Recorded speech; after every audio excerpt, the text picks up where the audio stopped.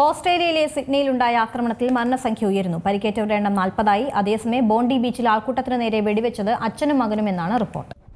Bondi ബീച്ചിൽ ആൾക്കൂട്ടത്തിനു നേരെ വെടിവെച്ച സംഭവം തീവ്രവാദ ആക്രമണമെന്നാണ് പോലീസ് വ്യക്തമാക്കിയത്. ജൂത ഫെസ്റ്റിവലായ ഹനൂക്കയുടെ ആദ്യ ദിനത്തിലാണ് വെടിവെപ്പ് നടന്നത്. ഇന്ത്യൻ സമയം ഞായറാഴ്ച ഉച്ചയ്ക്ക് 2:17 സംഭവം. പാകിസ്ഥാൻ വംശജരായ സാജിദ് അക്രം, മകൻ നവീദ് അക്രം എന്നിവരാണ് അക്രമികളെന്ന് സ്ഥിരീകരിച്ചു. ഇതിൽ സാജിദ് അക്രമത്തെ ആക്രമണത്തിനു പിന്നാലെ പോലീസ് വെടിവെച്ചു കൊന്നു. നവീദ് ഗുരുതരാവസ്ഥയിൽ ചികിത്സയിലാണ്. ഓസ്ട്രേലിയയിലെ ജൂത വിഭാഗത്തെയാണ് അക്രമികൾ ലക്ഷ്യമിട്ടത്. ഇരുവരും മാത്രമാണ് ആക്രമണത്തിന് പിന്നിലെന്ന് പോലീസ് വ്യക്തമാക്കിയിട്ടുണ്ട്. അക്രമികളെക്കുറിച്ചും ആക്രമണത്തിന് ഉപയോഗിച്ച ആയുധങ്ങളെക്കുറിച്ചുമുള്ള പ്രധാന വിവരങ്ങൾ പോലീസിന് ലഭിച്ചു.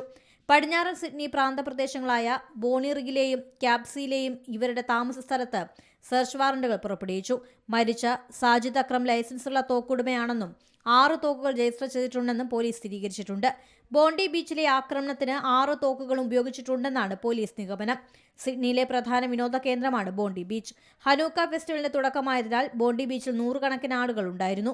ഇവർക്ക് നേരെയാണ് വെടിയുതിർത്തത്. രക്ഷപ്പെടാൻ ശ്രമിക്കുന്നതിനിടെയാണ് പലർക്കും വെടിയേറ്റത്. International desk Zee Malayalam news. ഏറ്റവും പുതിയ വാർത്തകളും വിശേഷങ്ങളും വിരൽ തുമ്പിലറിയാൻ സീ മലയാളം ന്യൂസ് എല്ലാ ഡിജിറ്റൽ പ്ലാറ്റ്ഫോമുകളിലും ലഭ്യം.